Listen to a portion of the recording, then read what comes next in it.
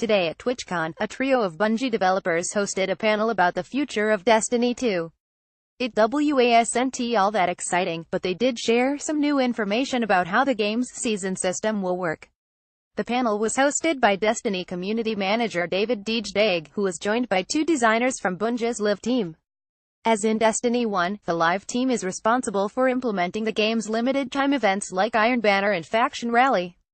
Destiny 2 has been struggling to keep its most hardcore players engaged, so players have been hungry for more information about where the game will go from here.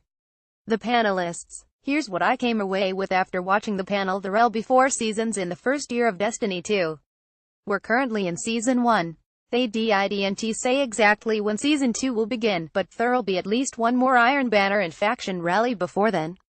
Both of those will take place after the PC version launches next week, after which the PC version will be on the same schedule as the console versions. Seasons will reset your clan progress, so everyone starts from zero.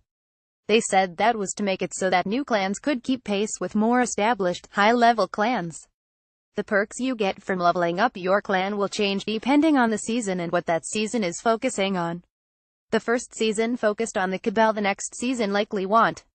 Season turnovers will also be where Bungie makes larger tweaks to weapon balance and introduces other new content. There were very few specifics on what that content might look like, naturally. They said they're still planning to push out weapon balance tweaks as needed during seasons, but the start of the season sounds like where the biggest meta changes will take place. In Season 2, they're adding ornaments to Trials, Iron Banner, and Faction Rally gear. You get the gear itself through the regular process of turning in tokens, but the ornaments work slightly differently. To unlock an ornament, you'll have to complete some sort of challenge tracked by the gear itself. Not the biggest deal in the world, but definitely a step in the right direction. They showed some concept art of what some of the ornamented faction armor might look like. The future war cult armor went last, and everyone laughed. As a FWC follower, I gotta say, weapons will change from season to season as well. It sounds as though there'll be some shuffling of Kinetics energy archetypes, as well as perks, to make the weapon pool start to feel bigger and more varied. The example they gave was the Iron Banner hand cannon, which is currently a kinetic weapon, but may return in Season 2 as an energy weapon with different perks. More concept art, this time of faction and guns. The microtranscation-based Bright Engrams will also be refreshed between seasons. They say they'll be changing most of the content contained in Bright Engrams, with new emotes and new ships and sparrows. Okay, that is a cool ship, and some very cute Season 2 ghost shells. You can only get season-specific cosmetic items during that season.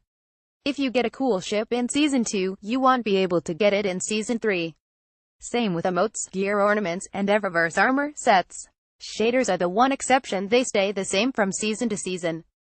There'll be new shaders with each season, but they won't take any away.